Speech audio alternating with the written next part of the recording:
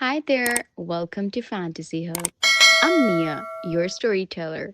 Today's story is filled with heartache, discovery, and a twist you won't see coming.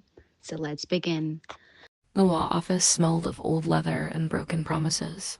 Victoria Martinez sat in the mahogany chair that had become as familiar to her as her own skin over these past 8 months, staring at the papers spread before her like tarot cards predicting a future she wasn't sure she wanted to see. "Just sign here, Mrs. Martinez," the lawyer said, his voice as dry as autumn leaves, "and here dot an initial there." Each signature felt like a small death. Victoria Martinez. Victoria Martinez. The name she'd carried for 7 years, now reduced to ink on paper, legal documentation of a love that had simply evaporated, like morning mist over a lake. There one moment, gone the next, leaving you wondering if it had ever been real at all. Jerry sat across from her, no longer the man who had once promised to love her through sickness and health, through richer and poorer.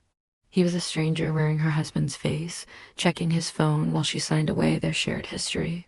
7 years compressed into neat legal paragraphs about asset division and custody arrangements for a cat they'd bought together on a whim. During their third year of marriage. That should do it, the lawyer announced with the kind of cheerful efficiency reserved for funeral directors and divorce attorneys. The decree will be final in 30 days. 30 days. Victoria thought about what could happen in 30 days. Flowers could bloom and hearts could break and possibly begin to heal. Lives could be completely transformed. She stood on shaking legs, gathered her purse, and walked out of that office into the harsh September sun of downtown Portland. The city moved around her like a river around a stone constant, indifferent. Eternal, but Victoria felt anything but eternal. She felt like she was disappearing, one signature at a time. Asterisk Victoria's apartment greeted her with a kind of silence that felt accusatory. It wasn't the comfortable quiet of solitude. It was the hollow echo of absence.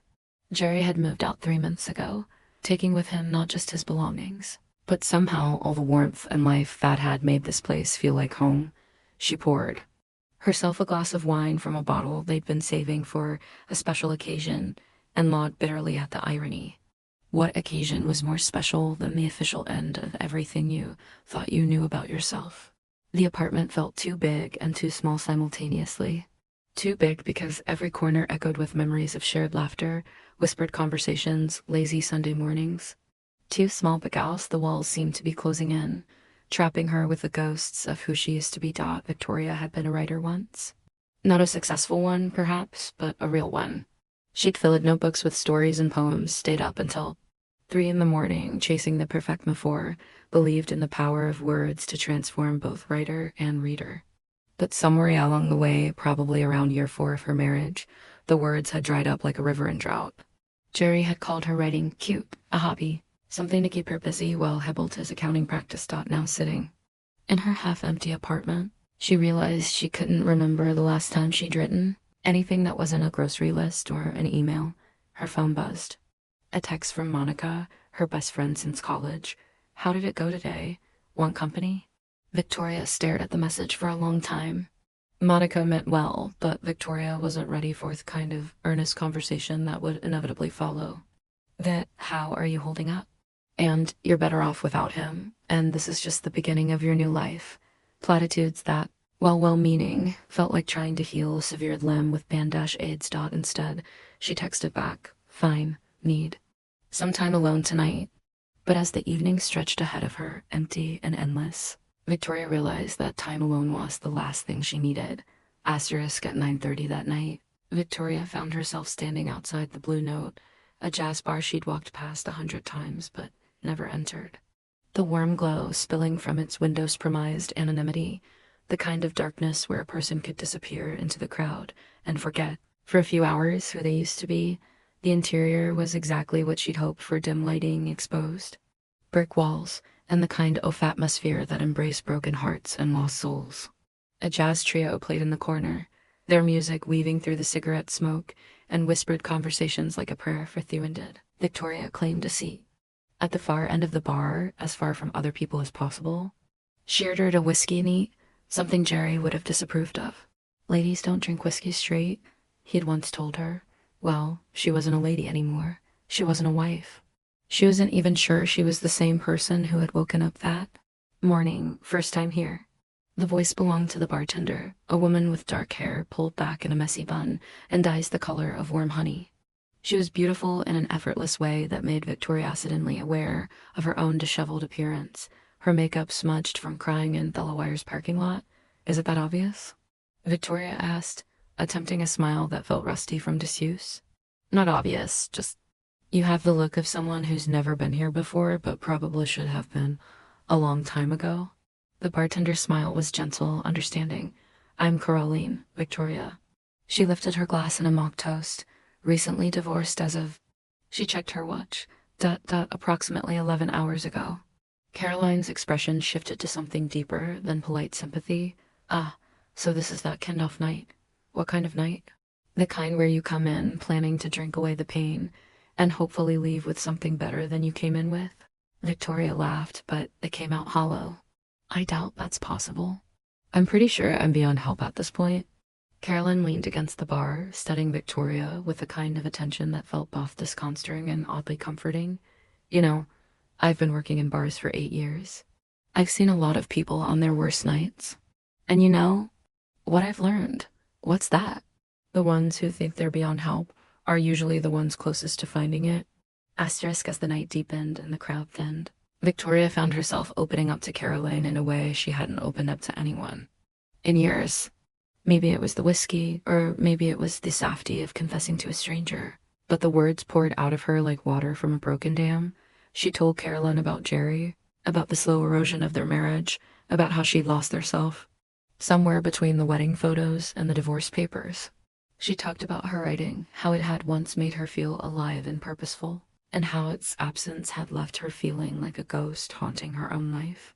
Caroline listened without judgment, occasionally refilling Victoria's glass or offering a quiet comment that showed she was truly hearing every word.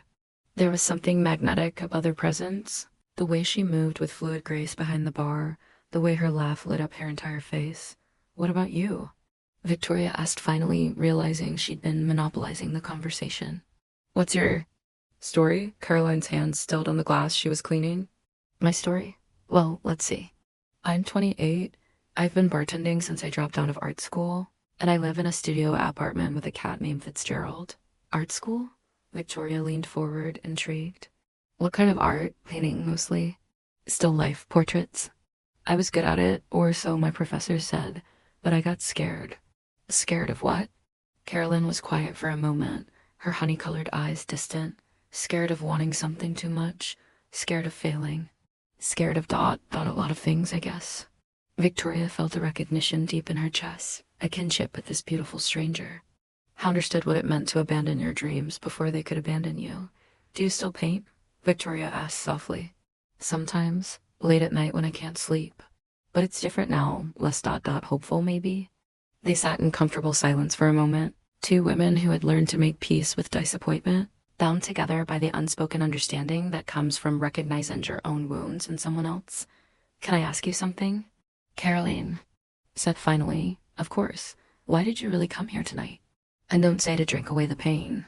Anyone can doff it at home with a bottle of wine and a Netflix subscription. Victoria considered the question seriously. Why had she come here? What had drawn her to this particular bar on this particular night? I think, she said slowly, I came here because I needed to remember what it felt like to bear on people who didn't know the old me, who didn't have expectations about who I should be or how I should handle this. Carolyn nodded. That makes sense. Sometimes we need to be strangers to ourselves before we can figure out who we really are. Victoria began returning to the Blue Note regularly. At first, she told herself it was just because she enjoyed the atmosphere, the music, the anonymity. But as weeks passed, she had to admit that Caroline was the real draw. There was something about the bartender that captivated her, the way Caroline's face lit up when Victoria walked through the door, the way she remembered details from their previous conversions, the way she made Victoria feel seen in a way she hadn't felt in years. You're looking better, Caroline observed one Thursday night in late October. More present. Victoria glanced at her reflection in the mirror behind the bar. Caroline was right. The hello-eyed woman who had stumbled in here a month ago had been gradually replaced by someone who looked more alive, more herself. I think I'm starting to remember who I am, Victoria admitted.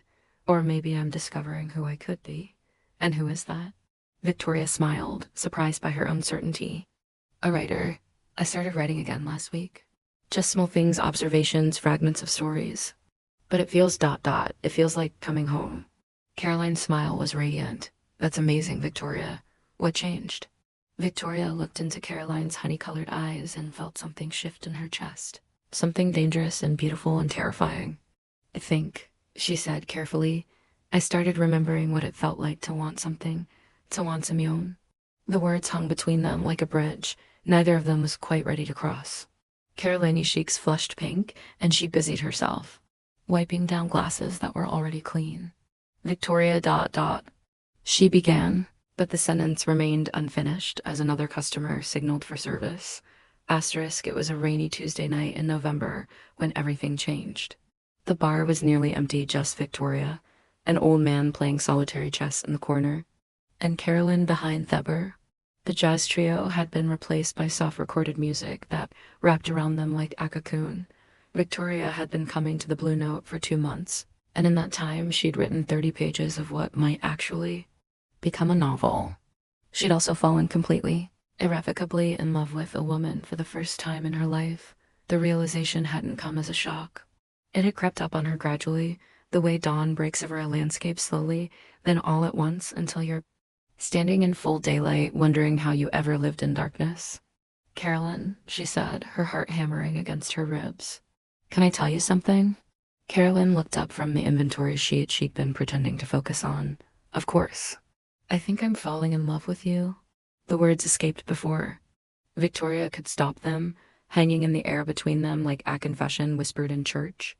Caroline's eyes widened, and for a moment, Victoria was certain she'd made a terrible mistake. I know it's complicated, Victoria rushed on. I know I'm probably not ready for this, and I know that you might not feel the same way. But I had to tell you because for the first time in my adult life, I feel like I'm being honest about what I want. Carolyn set down her pen and walked slowly around the bar until she was standing directly in front of Victoria. Up close, Victoria could see the flecks of gold in her honey-colored eyes, could smell her perfume, something light and citrusy that made Victoria's head spin. Victoria, Carolyn said softly, I've been waiting 2 months for you to say that. Really? Really? Caroline's hand came up to cut Victoria's cheek, her thumb tracing the line of Victoria's chicken. I started falling for you the night you walked in here looking like your world had ended, but especially the night you told me you'd started writing. Again, and your whole face lit up like you'd rediscovered fire. Victoria leaned into Caroline's touch, feeling something inside her chest unfurl like a flower opening to sunlight. I don't know how to do this, Victoria whispered. I've never been with a woman. I've never even thought about ... We don't have to figure it all out tonight, Carolyn murmured, stepping closer until Victoria could feel the warmth radiating from her body. We just have to be honest about what we feel. And what do you feel? Victoria asked, her voice barely audible above the soft music. Instead of answering with words, Carolyn leaned forward and kissed her. It was soft and tentative at first, a question more than a statement. But when Victoria kissed her back, something ignited between them that felt like recognition, like coming home to a place she'd never known she'd been searching for. When they finally broke apart, both were breathing hard. I feel like I've been waiting for you my whole life, Carolyn whispered against Victoria's lips. Even when I didn't know what I was waiting for. Asterisk, what followed was the most beautiful and terrifying period of Victoria's life. She and Carolina began seeing each other outside the bar, long walks through the city's neighborhoods, quiet dinners, at hole-in-the-wall restaurants, afternoons spent in Caroline's studio apartment watching her paint while Victoria wrote in a notebook curled up on the couch. Victoria discovered that loving Caroline was like learning a new language once spoken. And gentle touches, shared glances, and the kind of intimacy she'd never experienced with Jerry or anyone else. Carolyn taught her that desire could be soft as well as fierce, that passion could be patient, that love could be both sanctuary and adventure. I never understood what people meant when they talked about feeling complete, Victoria said on Sunday morning, lying in Caroline's bed with weak winter sunlight streaming through the windows. I thought it was just romantic nonsense. Carolyn traced lazy patterns on Victoria's bare shoulder. And now? Now, I think I was just incomplete in ways I didn't even recognize. The physical aspect of their relationship had unfolded naturally, without the awkwardness Victoria had feared. Carolyn was patient and intuitive, guiding Victoria through discoveries about her own body and desires that left her feeling like she was learning to breathe for the first time. But it wasn't just the physical connection that transformed Victoria. It was the way Carolyn listened to her read drafts of her novel in progress, offering thoughtful feedback and unwavering encouragement. It was the way Carolyn challenged her to dig deeper into her character's emotions, to be braver with her metaphors. It was the way Carolyn believed in Victoria's talent, even when Victoria herself had doubts. Asterisk, of course. Not everything was perfect. Victoria's divorce had been finalized in late October, but emotional aftermath lingered like smoke in her hair. There were days when she woke up disoriented, momentarily forgetting that Jerry was no longer part of her life, that she was building something entirely new with someone who challenged every assumption she'd held about herself. Monica, her best friend, had mixed reactions to Victoria's new relationship. "I'm happy you're happy," Monica said over coffee one December afternoon, "but don't you think you're moving kind of fast? I mean, you just got divorced and now you're in love with a woman. It seems like maybe you're just rebounding in a really dramatic way." Victoria stirred her latte thoughtfully. "I know how it looks from the outside. But Monica, I've never felt this way about anyone, not even Jerry in the beginning. That's what worries me. You're in a vulnerable place right now.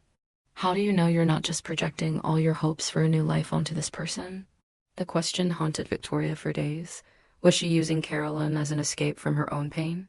Was this love real, or just a beautiful distraction from the hard work of rebuilding herself? It was Carolyn herself who helped Victoria find the answer. "I've been thinking about what your friend said," Carolyn mentioned one evening as they cooked dinner together in Victoria's apartment, "about whether you're rebounding."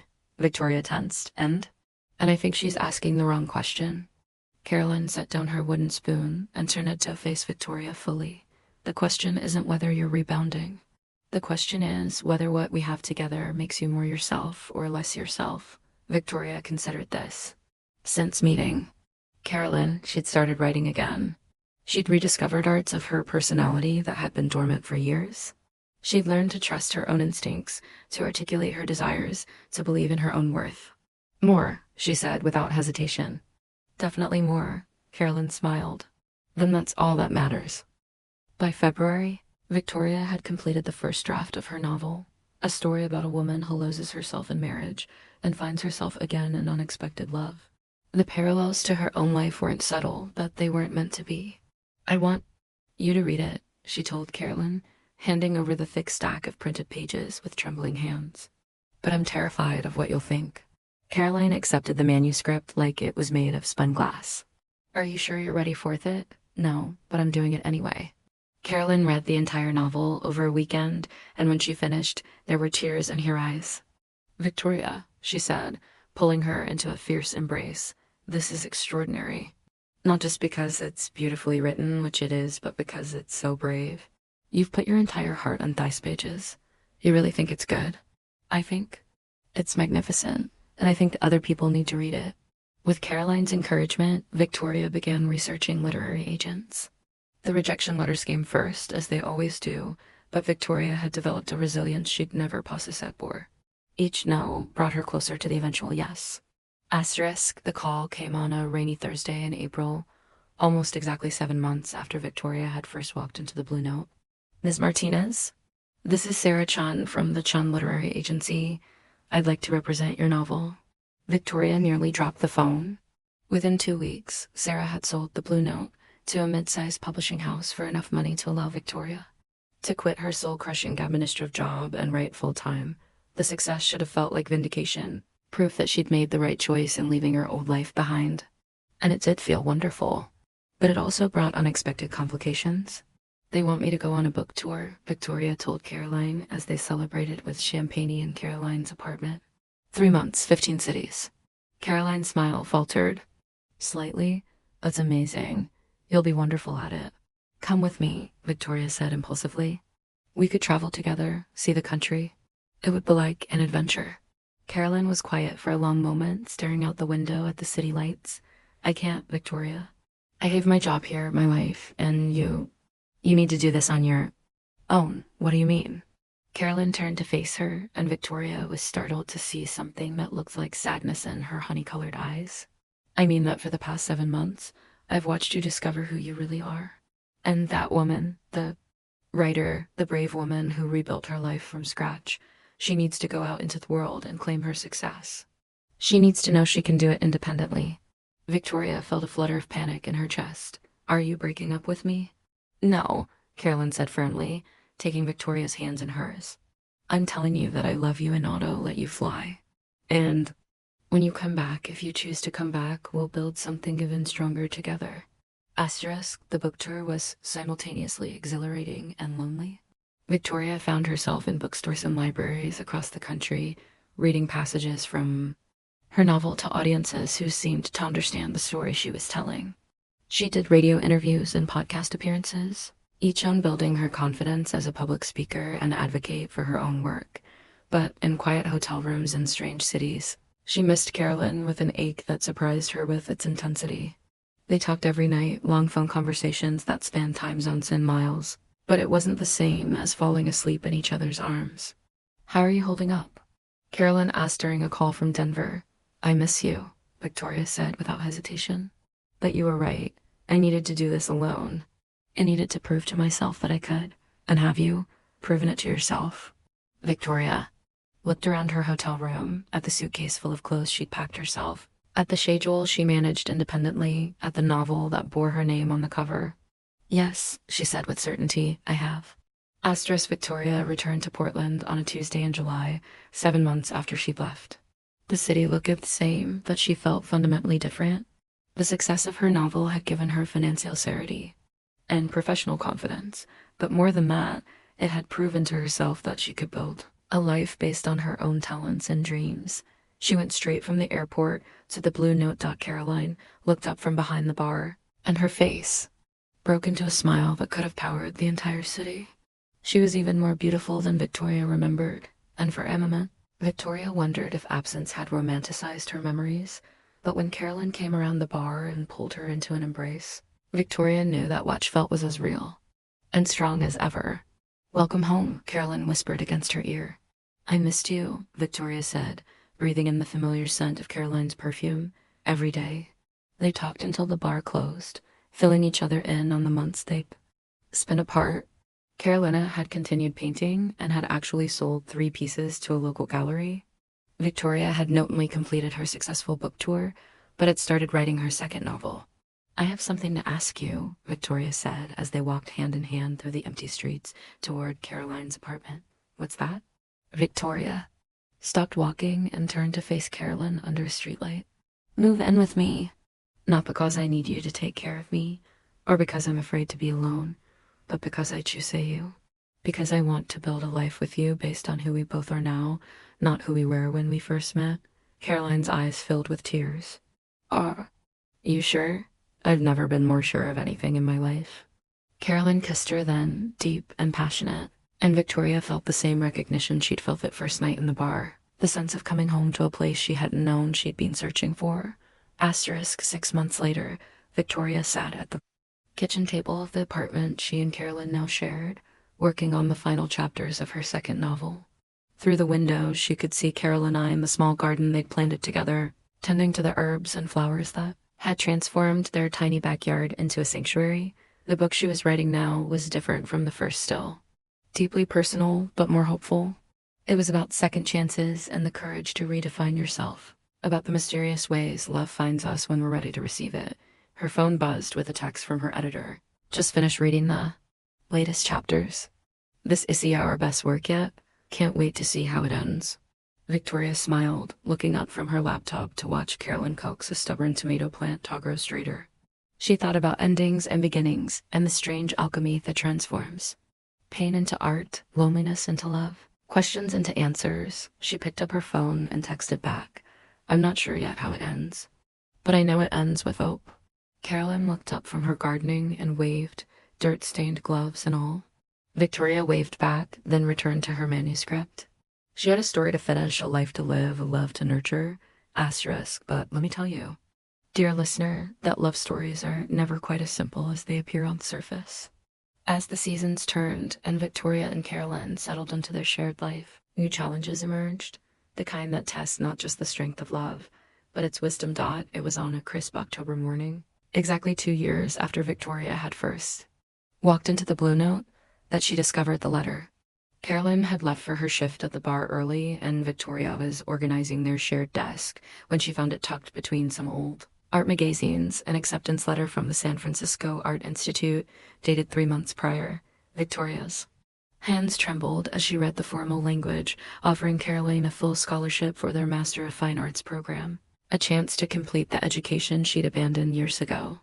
The letter was wrinkled, as if it had been read and reread many times, then carefully hidden away. When Caroline returned that evening, Victoria was waiting with the letter spread on the kitchen bowl like evidence of a crime. "You got in, Victoria?" said quietly. "Full scholarship." Caroline's face went pale, then flushed with what looked like guilt. "Victoria, I can explain, can you? Because I'm trying to understand why you wouldn't tell me about something this important. This is your dream, Caroline. The thing you gave up on because you were afraid." Carolyn sank into the chair across from Victoria, suddenly looking younger and more vulnerable than Victoria had ever seen her. "Because I was afraid again. Not of failing this time, but of losing you." "Losing me? How would pursuing your art make you lose me?" "Because," Caroline's voice broke slightly, "because you've built this beautiful life here. Your writing career is taking off. You have your routine, your connections with editors and publishers. And I'm just a bartender who paints in her spare time." Victoria felt something fierce and protective rise in her chest. "Carolyn, look at me." Caroline's honey-colored eyes were bright with unshed tears. "You are not just anything," Victoria said firmly. "You are the woman who saved me from drowning in my own despair.